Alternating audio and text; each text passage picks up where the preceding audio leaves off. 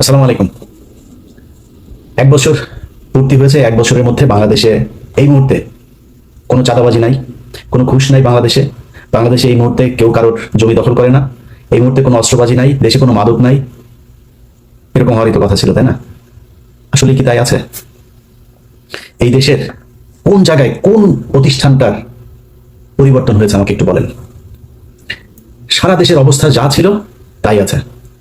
এর জন্য এতগুলো মানুষ জীবন দেয়নি। তারপরেও বিশ্বাস করি যে হয়তো একটা ভালো কিছু হবে, নির্বাচন হবে, নির্বাচনের পর একটা সরকার আসবে, সেই সরকার এই দেশের মানুষের জন্য কিছু করবে। আমি ডক্টর ইউনূসের যে সরকার, এই ইউনূসের সরকারকে আমি একটা ব্যর্থ সরকার বলবো। তিনি কিছু চাঁদাবাজ নিয়ে তারপরে তার আশপাশে তিনি একটা রাষ্ট্র চালাচ্ছেন। ব্যক্তিগতভাবে তার চাঁদাবাজির ব্যাপারে কিছু জানি না, কিন্তু একটা করাপ্টেড একটা গভর্নমেন্ট তিনি পরিচালনা করছেন। বাট ইউনূসকে আমাদের দরকার ছিল। এখনো পর্যন্ত ভারতীয় যে আগ্রাসন, এই গত কয়েকদিন আগে যুক্তরাষ্ট্রের সাথে যে কূটনৈতিক দর কষাকষি, এগুলোর জন্যই মূলত তাকে আমাদের খুব দরকার ছিল। তিনি ছিলেন, আছেন, আমার কোনো সমস্যা, সামনেও তাকে একটা ভালো জায়গায় রাখা হোক। এখন আপনি আমাকে বলবেন যে ভাই, এক এক করে যদি বলতে চাই, ইউনূস সরকার বলেন, বিএনপি বলেন, এনসিপি বলেন, জামাত বলেন, সবখানেই একটা সমালোচনা করার জায়গা আছে। কে কি করছে এটা আমি বললাম না, আপনারা দেশে আছেন, আপনারা সবাই জানেন। আমি আর বিতর্কিত আজকে আর কোনো বক্তব্য দিতে চাই না, যে কারণে এগুলো নিয়ে আলোচনায় না গেলাম। আমি আওয়ামী লীগ ক্ষমতায় থাকাকালীন কিছু কথা বলতাম যে আমি কখনোই চাঁদাবাজি, দুর্নীতি এগুলোর জন্য আমার এই যুদ্ধ না। আমার যুদ্ধের একটা জায়গা আছে, সেটা হচ্ছে ভারত বিরোধিতা। কারণ আমার এই দেশের সব সমস্যার মূল কারণ হচ্ছে ভারত। আমরা ভারত নিয়ে কথা বলতাম, আমাদেরকে বলতো আমরা হইলাম এগুলি নিয়ে নাকি সব গুজব ছড়ায়, এগুলি কোনো সত্যি কিছু নাই। শেষ পর্যন্ত সেই ভারতে কিন্তু এই স্বৈরাচারকে নিয়ে জায়গা দিয়ে রেখেছে। এই ভারতীয় এখনো পর্যন্ত তাদের জায়গা থেকে দেখেন। 2 দিন আগে ভারতীয় পররাষ্ট্রমন্ত্রী বলে যে আমাদের খুব কি দৃষ্টি, সূক্ষ্ম দৃষ্টি না কি যেন এক দৃষ্টি রাখছেন তিনি। তুই কে রে বেটা আমার দেশের কি হবে সেটা দৃষ্টি রাখার জন্য? তোর না হাগার পায়খানা নাই, তুই পায়খানা বানা আগে। তোর ওই দেশের মানুষের চাইতে এই দেশের মানুষ বহু ভালো আছে, তুই করা লাগবে না, তুই তোর দেশ নিয়ে চিন্তা কর। এটা বলেছে এই ইন্ডিয়া বলেছে। তার মানে আমরা যা বলতাম এই দেশের মূল সমস্যা ভারত, তারাই সমস্যা। অতএব আমাদের ওই জায়গা থেকে বের হইতে হবে। 5 তারিখে বিশেষ করে বিএনপির কথা বলি, বিএনপির কিছু বক্তব্য শুনে মনে হচ্ছে ঠিক আওয়ামী লীগের কথা বলছে, এরকম মনে হয়। আমি ওটা যদি শুধু অডিও শুনি এবং ওই ভয়েসটা যদি আমি রেকগনাইজ করতে না পাই, তাহলে আমার মনে হবে আওয়ামী লীগের কেউ বক্তব্য দিচ্ছে। ওনারা এখন মুক্তিযুদ্ধের চেতনায় বিশ্বাস করেন। ওনারা পাকিস্তানের রাজাকারদেরকে, তারা নাকি রাজাকার, চিহ্নিত যুদ্ধাপরাধী, ওই যে পোস্টার সরানো নিয়ে হয়েছে না, চিহ্নিত যুদ্ধাপরাধী। শেখ হাসিনার বিচারে যদি নাকি কেউ চিহ্নিত যুদ্ধাপরাধী কেউ মেনে নেয়, তাহলে এতিমের টাকা আত্মসাতেরটা তো মেনে নিতে হবে। খাম্বা নিয়ে যেগুলো বলে সেগুলো তো মেনে নিতে হবে, তাই না? মানবেন নাকি? শাখা চৌধুরী তো জামাত করতো না, তারটা মানবেন? মানে একটু মানবেন না, এটা তো হইতে পারে না। আমি শেখ হাসিনার কোনো বিচারই মানি না। দেখেন না, এখন পর্যন্ত দেশে যাইতে পারিনি কেন জানেন? এই দেশের কিছু মানুষের মুক্তির জন্য। আপনি 1 বছর হয়ে গিয়েছে, এখন অনেক মানুষ জেলখানে আছে, তাদের কথা মনেও করেন নাই। কেউ কোথাও বলেনও না, বলবেনও না। কারণ আপনারা মনে করেছেন সামনে কিছু খাবার এসেছে, সেটা খেয়ে নেই শেষ। এই দেশের মূল সমস্যাটা কোন জায়গায় ছিল সেখানে হাত দেন। এখন পর্যন্ত বিডিআরের লোকগুলো জেলখানায়। কোনো বড় রাজনৈতিক দল, না বিএনপি না জামায়াত, কেউ যায় নাই। এনসিপির কিছুটা, ওই যে একজন সমন্বয়ক আছেন মাহিন ভাই, কিছুটা দিত, সময় দিয়েছে, সময় দেয়, এখনো সময় দেয়। এবারে কোনো রাজনৈতিক দল তাদের পাশে দাঁড়ান নাই। আপনাদের সমস্যা মনে হয় না ওইটা?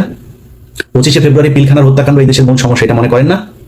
যদি মনে না করেন, এটার জন্য আপনাদেরকে একদিন মূল্য দিতে হবে, চড়া মূল্য দিতে হবে। এবং এবার যদি আবারও আপনাদেরকে মূল্য দিতে হয়, সেখান থেকে বের হয়ে আসতে পারবেন কিনা এটার কোনো গ্যারান্টি নেই।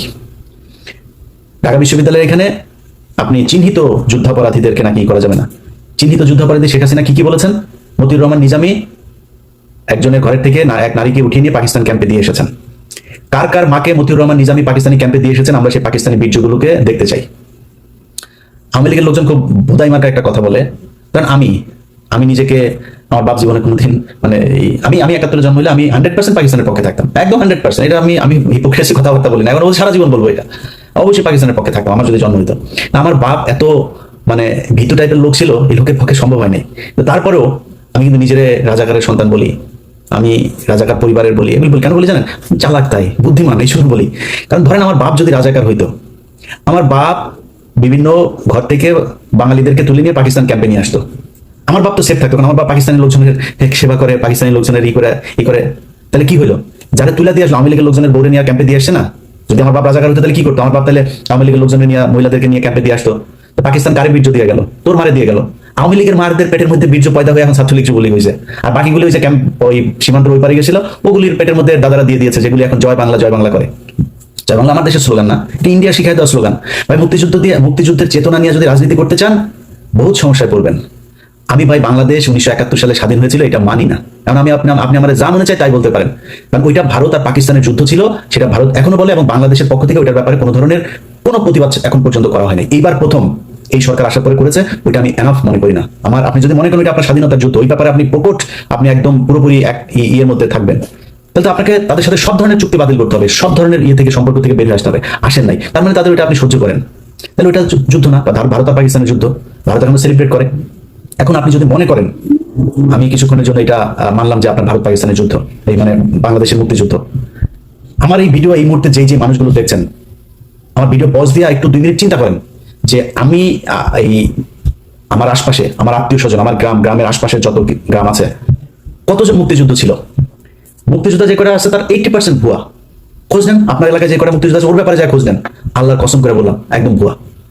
আপনার ভাবছে গিয়েছিল, চাই নাই, তো মুক্তিযুদ্ধ আপনি করলেন না, মুক্তিযুদ্ধের বিশাল চেতনা। এই যে এই সরকার এসে 1 বছর হলো, আপনি মুক্তিযুদ্ধের তালিকা বের করেন না কেন? কতজন মারা গিয়েছে আসলে তার তালিকা আপনি করেন না কেন? 30 লাখ, 3 লাখ, 3,000, এটা কি কেন করেন না? এখানে কিছু একটা আছে যেটা করতে মানে বের করতে চায় না। ভাই আমরা তো চাই সেই যুদ্ধে কতজন মানুষ মারা গিয়েছে তাদের প্রতি আমরা সম্মান জানাতে চাই, বার করেন। আপনি ভিডিও দেখছেন না, বার যেহেতু করেন, আপনাকে দায়িত্ব দিলাম বের করার জন্য। আপনি চোখ বন্ধ করে চিন্তা করেন আপনার 14 গোষ্ঠীর মধ্যে 71 মারা গিয়েছে কেউ আছে কিনা? পাকিস্তানি মিলিটারিরা এসে কারোর মাকে তুলে নিয়ে তারপরে প্রোডাকশন দিয়ে দিয়েছে? যদি একটা খুঁজে পান, কান কেটে শুনেছি, উনি বলেছেন, তিনি বলেছেন, এইটা দিয়ে কোনো ইতিহাস হয় না। আপনি এখন ওই যে আওয়ামী লীগের মতো এত আবেগ থাকলে তো সমস্যা। আমার কথা শুনলে আমাকে পছন্দ করেন এরকম অনেক মানুষের ভাই, আপনি তাহলে মনে করেন যে কিছুই হয় নাই। 3 ডিসেম্বরের 3 তারিখ থেকে ভারত যৌথ বাহিনী হামলা শুরু করেছে, পাকিস্তানের অস্ত্র ছিল না, ওই দিক থেকে সৈন্য আসছিল, সেটা আসতে পারে নাই, সপ্তম নভর পাঠাবে সেটা নিয়ে সমস্যা, ওই দিক দিয়ে ভারত এই সাগর বন্ধ করে শ্রীলঙ্কা হয়ে আসতে চায়, দেরি হয়েছে। পাকিস্তান মিলিটারি পারেনি ভারতের সাথে যুদ্ধ করে, ভারত করেছে। আর ভাই আপনি কোন যুক্তিতে আমার কাছে আসবেন? 16 ডিসেম্বর দেখান আপনি বাংলাদেশের একটা মানুষকে সেই জায়গায় ছিল, কেন ছিল না? এগুলি নিজের কোশ্চেন করেন। আমি আমার নিজের কথা বলি, আমি ছোটবেলা থেকে মুক্তিযুদ্ধ মানে ওই যে সিনেমা দেখতাম, বাংলা সিনেমা দেখতাম না, বাংলা সিনেমায় দেখা বাবারে নিজের সন্তানকে কাঁথার ভেতর থেকে বের করে মুক্তিযোদ্ধাকে ঘরের ভেতরে জায়গা দিল, দিয়া তারপরে মুক্তিযোদ্ধাকে বাঁচাইলো, বিশাল এক নাটকীয় এক দৃশ্য অবতারণা করলো, করে মুভি একটা বানায় ফেলে। ওইটা দেখে থেকে বড় হয়েছে না, মানে কিছু না হইলেও কিছুটা তো আছে। শেখ মুজিবের প্রতি আমার ভীষণ রকমের শ্রদ্ধা ছিল, আমি স্বীকার করছি, বিশ্বাস করেন জানতাম না তাই। আরে শালা তো একটা বদমাস, এমন কোন চাউর আমি নাই যে এই শালা করে নাই। এই যে নারায়ণগঞ্জে চশমা ফেলে রেখে আসা বেশাবখানায়, মিথ্যা কথা না। ওর দলের এই যে শামসুল হক, ওর দলের এই লোকটারে জেলখানায় রেখে ওর বউরে সারা জীবন আকাম করলাম। ওর বউ এই যে নিউ ইয়র্কে, এই যে আমেরিকা, এখন সম্ভবত নিউ জার্সিতে থাকেন, এই শালা, এই যে পাপনের মা, এই পাপনের মারে এই যে রাষ্ট্রপতি ছিল জিল্লুর রহমান, এই শালায় তো ওরে কিছু করতে পারতো না। এই শালা শেখ মুজিবর এই আইবি রহমানকে আকাম কুকাম করতো, এটা নিয়ে শেখ মুজিব এই শেখ হাসিনার পরিবারে বিশাল গ্যাঞ্জাম হইতো। সুন্দরী ছিল তো শেখ মুজিব, এটা এই করতো। পাকশাল ভাই, একটা মানুষের কোনো দল হবে না, খালি আমার দল একা। 30,000 মানুষের আপনি জাসদের মারলেন, আপনি দুর্ভিক্ষ করলেন, এত মানুষ মারা গেল, আপনি কোন দিক থেকে তার পক্ষে কথা বলবেন বলেন? তারপর ওই যে 7ই মার্চের ভাষণ শুনলে আমার নিজের লোম দাঁড়ায় যেত ভাই ছোটবেলায়। আস্তে আস্তে, বিশেষ করে কয়েকটা বই পড়ার পরে ভাই আস্তে আস্তে বুঝলাম ঘটনা তো আসলে অন্য কিছু। আপনি বিএনপির লোকের বই পড়ার দরকার নাই, জিয়াউর রহমানের লেখা বই, তারেক রহমানের লেখা বই পড়ার দরকার নাই। আপনি মেজর জলিলের বইগুলো খালি পড়েন, ছোট ছোট চটি বই, প্রকৃত স্বাধীনতা, পরাধীনতা সহ 3-4টা বই আপনারা পড়বেন, পিডিএফ আছে মেজর জলিলের, খুব ছোট ছোট বই পড়লে বুঝবেন যে মুক্তিযুদ্ধ আসলে কি হয়েছিল। কেন 15ই মে এপ্রিল পর্যন্ত এই দেশে ভারতীয় সেনাবাহিনী থাকবে, কেন 16ই ডিসেম্বর এটা হইতে পারবে না? সো এগুলো হচ্ছে আমাদেরকে গেলানো হয়েছে মুজিববাদ প্রতিষ্ঠা করানোর জন্য।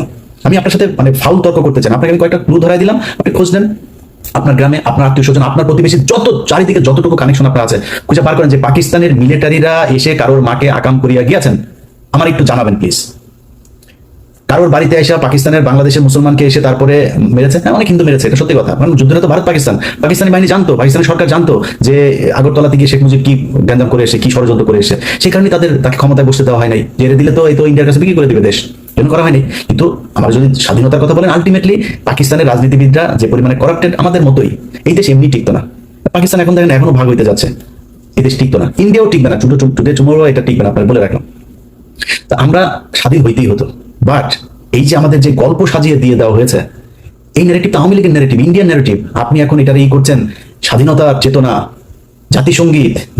ওই যে ছাত্র দলের সাধারণ সম্পাদক, ওর বাপ ছিল আওয়ামী লীগের নেতা, ওর আওয়ামী লীগের নেতা, ওই বাপের আওয়ামী লীগ এখন শিখাই দেয় তোমার ছেলেরে দিয়ে তুমি এগুলি করবা। এই কালকে যে ছাত্র দলে ঢাকা বিশ্ববিদ্যালয় যেটা করেছে, এই করেছে, এই নাসিরের কারণে হয়েছে, কারণ নাসিরের বাবা আওয়ামী লীগ নেতা, ও করবে না এটা। ওইটাতে জাতীয় সঙ্গীতের পক্ষে কথা বলে, তারপরে জাতীয় সঙ্গীতের কোন পয়েন্টটা আমার সাথে আসবে? জাতীয় সঙ্গীত বাংলাদেশের কোন নাগরিকের না। জাতীয় সঙ্গীত লেখা হয়েছিল 1905 সালে বাংলাদেশের বিরুদ্ধে, বঙ্গভঙ্গের বিরুদ্ধে করা হয়েছিল। জাতীয় সঙ্গীতের সুরটা গগন হর করার, চুরি করা সুর, কোন পয়েন্টে এটা আমার জাতীয় সঙ্গীত থাকবে আমার বল? এত আবেগ হয়ে তো লাভ নেই। এটা আবেগীয় না, ওর বাপ আওয়ামী লীগ করে। এই নাসিরের বাপ আওয়ামী লীগ, খোঁজ নেন ইয়েতে যায়, এই নোয়াখালীতে যায়, ওর বাপ আওয়ামী লীগ করতো, যেই কারণে ও আজকে এটা করে, এই পক্ষে কথা বলে। তো এখন এগুলি যদি করতে আসেন ভাই, আমি আগেই যেটা বলছিলাম যে আমি দুর্নীতি এগুলো নিয়ে ভাই আমার কোনো ইন্টারেস্ট নাই, এটা করবেনই। অনেক মানুষ এসে বলতে পারে, ইলিয়াস ভাই আপনি দুর্নীতির বিরুদ্ধে কিছু বলেন, চাঁদাবাজি নিয়ে কিছু বলবেন না। ভাই যার সুযোগ নাই সে চাঁদাবাজি করে না, যার সুযোগ আছে, আমি তো দেখছি তো, একজন ম্যাডাম, নাম বললে চাকরি থাকবে না, ম্যাডাম দ্বিতীয় শেখ রেহানা হতে যাচ্ছেন, নাম আর বললাম না, ম্যাডাম দ্বিতীয় শেখ হাসিনা হতে, শেখ রেহানা হতে যাচ্ছেন, ম্যাডামের স্বামী নাই, এবার খুঁজে বার করে নিয়ে যান। যা করতেছে ভাই, আমার এখন যদি নাকি আমি করতে যাই এক এক করে, যদি আমার কোনো বন্ধু থাকবে না ভাই, এত পেশা নিতে পারবো না, দরকার নাই। সো এই দুর্নীতি মুর্নীতি যারা আমার বলতে বলেন চাঁদাবাজি নিয়ে ভাই অনেক করেছে, আর না ওগুলিতে যাইতে পারবো না। বাট এই যে ইন্ডিয়া আমার রক্তের মধ্যে কিন্তু লেখা ভাই, আপনি আমার আব্বা হইলেও আপনার কিন্তু আমি ন্যাংটা করে ফেলবো। আপনি এই যে এই জাতীয় সঙ্গীতের পক্ষে কথা বলবেন, স্বাধীনতার চেতনা কথা বলে তারপরে মানুষের ওই যুদ্ধাপরাধী ট্যাগ দেওয়ার চেষ্টা করবেন, পাশার চামড়া উঠে ফেলবো। দুই চোখে সরিষার মতো ফুল দেখতে থাকবেন। আপনার মতো কত বালছাল এগুলি আপনার নেতাদের, কত বড় বড় নেতা ইলিয়াসের সাথে আইসা ভাই ভাই কিছু বলি না, বললে যদি চাঁদাবাজি নিয়ে কথা বলা শুরু করি একটাও দাঁড়াইতে পারবেন না। সব কয়টার জিনিসপত্র এগুলি সারাদিন আসতেই থাকে ভাই, এখানে আমার এটা করেছে ওইটা করেছে, ক্যামেরা বসায় রাখা লাগবে না। আমার ইমেল থেকে যদি খালি উজাড় করে দেই তাহলে পদে থাকা নেতা একটারও খুঁজে পাবেন না। সব মির্জা আব্বাস এত টাকা পয়সা, ব্যাংকের মালিক, এখনো চাঁদার টাকার ভাগ নেয় সন্ধ্যায়, তো বাদ নাই তো কেউ। আর অনেকে নাম বললাম না, টেকনিক্যালি নামটা আমি করে যাচ্ছি। ছাত্রদের প্রতি আমার একটা ভালোবাসা আছে, জুলাইয়ের কারণে যে যত বালপাকনা কথাবার্তা বলেন ভাই সমস্যা নাই, এই ছাত্রদের কারণে আজকে মানে আলহামদুলিল্লাহ বললাম যে আল্লাহ অনেক ভালো রেখেছে আগের চাইতে, একমাত্র এদের কারণে। সো এদের প্রতি এই সম্মানটুকু সারা জীবন দিয়ে যাও। এদের সাথে ব্যক্তিগতভাবে অনেকের সাথে সম্পর্ক থাকবে, ভালো থাকবে না, বাট এদের ওভারঅল এই জুলাই যোদ্ধাদের প্রতি এই সম্মান, এটা আপনি দিবেন না সেটা আপনার ব্যাপার, আমি দিয়েই যাবো। অনেকের কথাই বলছি না, কিন্তু চাঁদাবাজি এগুলো চলেই যাচ্ছে, ওই জায়গাতে আঘাত করেন না, তাহলে কিন্তু সমস্যা হয়ে যাবে। কথাবার্তা শুনলে যেন আপনার, কিছুদিন আগে এক চাঁদাবাজারে দেখলাম, এক চাঁদাবাজারে দেখি সে বলতেছে এই কি আওয়ামী লীগের ওই ইয়েটা ছিল যে বাংলার তুমি কে আমি কে তুমি কে, যে বাঙালি, এটা তো পশ্চিম বাংলার ডায়লগ, ওরা আমাদের বাংলার সাথে, এটা আওয়ামী লীগের ডায়লগ এগুলি, তুমি কে আমি কে বাঙালি, গণজাগরণ মঞ্চের ডায়লগ, সবকিছু মিলা গেলে তোমাদেরকে ওইদিকে মিলাই দেওয়া হবে। সো খুব সাবধানে কাজ করতে হবে, আমরা এত বালখারাটা খাইও না, করিও না, এত পাকনামি করার কিছু নাই। সবশেষ এই যে কথাবার্তা বললাম সব কিন্তু থ্রেট করলাম, কিছু বলি নাই কিন্তু, করবো এগুলি জাস্ট থ্রেট করলাম। কিন্তু আমি একতা চাই, ঐক্যবদ্ধ হন, এটা চাই। বিএনপি জামাত এনসিপি আপনাদের ভিতরে রাজনৈতিক দ্বন্দ্ব থাকবে, 71 তাই না, এমনি দ্বন্দ্ব থাকবে, কে কটুক চাঁদাবাজি করেন, কে কটুক দখলবাজি করেন, কি করেন, এটা জনগণ রায় দিয়ে দেবে, জনগণের উপরে ছেড়ে দেন। আপনি যদি মনে করেন যে না আমি জামাতের চাইতে ভালো হইতে চাই, জামাত যদি মনে করেন আমি বিএনপির চাইতে ভালো হইতে চাই, তাহলে বিএনপির চেয়ে ভালো কাজ করেন, এমনি আপনি ভালো থাকবেন, এমনি পাবলিকের ভোট পাবেন, এগুলো নিয়ে কথা বলতে চাই না। কিন্তু কোন দল যদি এই মুক্তিযুদ্ধের নামে যদি নাকি আবার বিভাজনের চেষ্টা করে, তার বিরুদ্ধে কিন্তু সরাসরি দাঁড়াবো, তখন কিন্তু কিছু বলতে পারবেন না। এক পিনাকিদার একা গুতাই নিতে পারেন না, আমাদেরকে চাতায়েন না, এটা বলে রাখলাম ভাই। ভবিষ্যতে এটি মার্ক করে রাখতেছি, কিন্তু কে কি বলেন এগুলো কিন্তু মনে আছে। ওই যে মিছিলের কথা বললাম একটা, তুমি কি আমি কে বাঙালি, ওরা কিন্তু মনে রাখছি। এই যে জাতীয় সঙ্গীতের কথা মনে রাখছি, কিন্তু যখন যেখানে হাতে কোনো কিছু পাওয়া যাবো ছেড়ে দেবো, পৃথিবীর কেউ তারেক রহমান ফোন করলেও শুনবো না, ছেড়ে দেবো তখন। তো তখন কান্নাকাটি করে লাভ হবে না, আগেই বলে রাখলাম খুব সাবধানে। এই মুক্তিযুদ্ধের বালের যুদ্ধ নিয়ে এত বেশি পাকনামি করা যাবে না।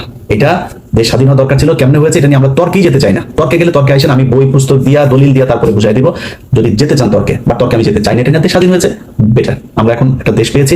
এই দেশে যারা যেভাবে ছিল পিছনের ইতিহাস নিয়ে ঘাটাঘাটি বাদ দিয়া দেশটাকে কেমন আগানো যায় সেটা নিয়ে চিন্তা করেন। রাজনৈতিক দলগুলোর ভিতরে আমি খুব মানে এত বেশি এই যে ডিজিএফআই এবং রয়ের এরা মানে উদ্দেশ্য প্রণোদিত ভাবে কিছু, এনসিপির উদাহরণ যে একটা আছে, ওর নামটা কি, এই হুদাই খালি গুতায়, বিএনপির গুতায়, জামাতের গুতায়, বিএনপির কয়েকজন আছে এগুলি হুদাই খালি জামাতকে গুতাবে, এনসিপি গুতাবে। আমি মাঝখানে একটা করলাম যে ভাই খালেদা জিয়াকে নিয়ে, জিয়াউর রহমানকে নিয়ে আজে বাজে কথাবার্তা, তা আমি এটা নিয়ে একটা পোস্ট করলাম। পোস্ট করার পরে সাজিদ আমাদের কল করলো, বলে যে ভাই আমাদের ভিতরে আমরা কি কেউ বলেছে এটা নিয়ে কোনো কথা? আমি বললাম যে এটা নিয়ে যে আলোচনা হচ্ছে, তাহলে কে বলেছে এটা? ভাই আমাদের ভিতরে তো কেউ বলে না, আমাদের কেন্দ্রীয় আপনি দেখেন হাসনাত, আমি, নাহিদ, মাহফুজ বা কেউ, আমরা কেউ বলি না এটা নিয়ে। আমি দেখলাম আসলে বলে নাই। তো সাজিদের ভিতরে তার মানে এটা নিয়ে তার উদারতা আছে। আপনারা সবাই বসেন ভাই, কোনো কিছু নিয়ে যদি সমস্যা, আপনারা বসেন, বসে তারপরে ঠিক করেন, এই জায়গাগুলোকে ঠিক করেন। কারণ এটা মাথায় রেখেন যে আওয়ামী লীগ যদি ব্যাক করে, কেউ এখনকার চাইতে ভালো থাকতে পারবেন না। আর আওয়ামী লীগ ব্যাক করার সুযোগ আপনারা তৈরি করে দিচ্ছেন। আওয়ামী লীগের সেই শক্তি নাই, কিন্তু এটা করবে ইন্ডিয়া, কারণ ওদেরকে সবসময় ইন্ডিয়া নিজের দল মনে করে। এই কারণে এই জায়গা থেকে যদি আপনি নিজেকে, দেশকে যদি নিরাপদে রাখতে চান, আপনাদের ভিতরে যা মনে চায়, যত মনে চায় দলাদলি, মারামারি, খুনাখুনি যা মনে চায় করেন। আওয়ামী লীগ ইন্ডিয়ার মুক্তিযুদ্ধের ন্যারেটিভ, এখানে এই জায়গায় আমাদের সবাইকে ঐক্যবদ্ধ থাকতে হবে। আমি ভাই কোনো দলের না, আমার একবার বিএনপি জামাত বানায়, জামাত বিএনপি বানায়। আমি আগেই বলেছি আপনাদের, আমি বাংলাদেশে একমাত্র এক পার্টি করি, সেটার নাম হচ্ছে এন্টি ইন্ডিয়ান পার্টি। আমার রক্তের যে গ্রুপ সেটা ইন্ডিয়া নেগেটিভ, এটা আমি সবসময় বলি, এখনো বলছি। ওই জায়গার বাইরে আমার কোনো কিছু করার নাই, আমার মাফ করে দিন। বাংলাদেশের বহু মানুষ আছেন যারা কিনা বলবেন যে ভাই আপনি চাঁদাবাজিকে করছেন। ভাই ওই যে বললাম যে চাঁদাবাজি নিয়ে যদি কথা বলতে যাই এখন, তাইলে আমি নিজেও চাঁদাবাজ হয়ে যাবো। কেন জানেন? কারণ হচ্ছে যে অনেকের এরকম কমপ্লেন আসে যে সচিবালয়ে গিয়ে আমার সাথে চ্যাটিং আছে, সেটা দেখায় বলছে যে ভাই আমি কারোর ফোন করি নাই তা না, আমি অনেক সচিবকে ফোন করেছি, পুলিশের ঊর্ধ্বতন কর্তৃপক্ষকে ফোন করেছি। ফোন করে যদি নাকি একটা গরিব মানুষের একটা ন্যায্য পাওনা, সে যদি অনেকদিন ঘুরছে একটা জিনিস নিয়ে, আমি বলতে পারি ভাই এই লোকটার এটা যদি একদম কোট আনকোট ঠিক এইভাবে যত সচিবের সাথে কথা হয়েছে, যত উপদেষ্টার সাথে কথা হয়েছে, সবার কাছে পুলিশ অফিসার সবার কাছে আমার একটা ডায়লগ খুব কমন, ভাই যদি ন্যায্য মনে করেন তাহলে কাজটা করে দিন। এই লোকটা অনেকদিন ধরে ঘুরছে, যদি ন্যায্য হয়, অন্যায্য কোনো অনৈতিক কোনো আবদার, কোনো অনুরোধ, কোনো কিছু আমার কাছ থেকে কেউ যদি পান, জাস্ট আমার ফোন রেকর্ড করে ছেড়ে দেন। কারণ আপনি যদি আমার নামে আপনার কেউ ভয় দেখায়, আপনি দুর্নীতি করেন, আমার ভয় দেখায় যদি কেউ আপনার কাছে টাকা পয়সা চায়, আপনি যদি দেন, আমি কি করবো? আমার কিছু করার নাই তো। যদি নাকি আমার কেউ টাকা পয়সা দিয়ে থাকেন, আমার কোনো ভয়েস, আমার কোনো কিছুতে যদি দিয়ে থাকেন, আল্লাহর রাস্তায়, এটা আমার অনেক শত্রু আছে, যে কোনো আমার এটা দেওয়ার জন্য অনেক মানুষ বসে আছে, ওর কাছে পাঠিয়ে দিন। পাঠিয়ে দিলে দেখবেন যে ওরা আমার এটা প্রচার করবে। আমি এটা করি না, আল্লাহ যেন ওই রাস্তায় না নেওয়ায়। বাট ওই যে বললাম যে চাঁদাবাজির পরিস্থিতিটা এমন পর্যায়ে দাঁড়িয়েছে, এটা ঠিক করতে গেলে এখানে আর কাউকে খুঁজে পাওয়া যাবে না। তো লম্বা কথা বললাম 1 বছরের মাথায়। আপনাদের সবার কাছে আবারও সবশেষ অনুরোধ থাকবে, ভাই প্লিজ ঐক্যবদ্ধ হন। ঐক্যবদ্ধ যদি না হতে পারেন, তাহলে আমাদের দেশের সামনে অনেক খারাপ পরিস্থিতি বিরাজ করবে। ধরেন যেই ভাইরা বিএনপিতে আছেন, আপনাকে নিয়ে কোনো খারাপ কোনো কিছু যদি নাকি মানুষ সমালোচনা করে, ভাই আমার চাইতে, আমি তো এখনো বহুত গালি শুনি, বহুত সমালোচনা সহ্য করি। আমার প্রচন্ড ভালোবাসে এরকম মানুষের সংখ্যা যেমন আছে, আমাকে ঘৃণা করে এরকম মানুষের সংখ্যাও আছে। এই যে এই পরিস্থিতির ভেতরে আমি, যারা আমার সমালোচনা করে, আমি তাদের সমালোচনা অনেক কিছু, আসলে কি আমার এটা ঠিক হয় নাই, আমি যে ভুল করি। আমার ফেসবুকে যে পোস্ট দেখেন না, আমার ফেসবুকের পোস্ট কিন্তু ধরেন 50% বা তারও কম আমি করি, 50% আমার অ্যাডমিনরা করে। আপনারা হয়তো অনেকে মনে করেন অনেক পোস্ট বোধহয় আমি মনে হয় পোস্ট করি, এরা করে। ইদানিং আমি সবাই বলে দিয়েছি যে পোস্টের সংখ্যা একটু কমায় করতে। তো এখন এই যে আমার যত ধরনের সমালোচনা টমালোচনা যা যা কিছু আছে, এখান থেকে অনেক কিছু শিখি, আমি অনেক কিছু শিখে তারপরে আমি আমার কাজ করি। আপনার নিয়ে সমালোচনা করি, তার শত্রু মনে করার কারণ নাই। শেখ হাসিনা আজকে অধপতনের কারণ একটাই, সে সমালোচনা সহ্যই করে। যারা তেলবাজি করেছে তাদেরকে কাছের মানুষ মনে করেছে। এটা যদি মনে করেন, পরিণতি শেখ হাসিনার মতোই হবে। অতএব নিজের সমালোচনা করা শেখেন। আত্ম উপলব্ধির মাধ্যমে যদি আপনি নিজেকে তৈরি করেন, আমার মনে হয় সেটা আপনার জন্য, আপনার দলের জন্য, দেশের জন্য, সবার জন্য আমাদের ভালো কিছু হবে। সবাই ভালো থাকবেন।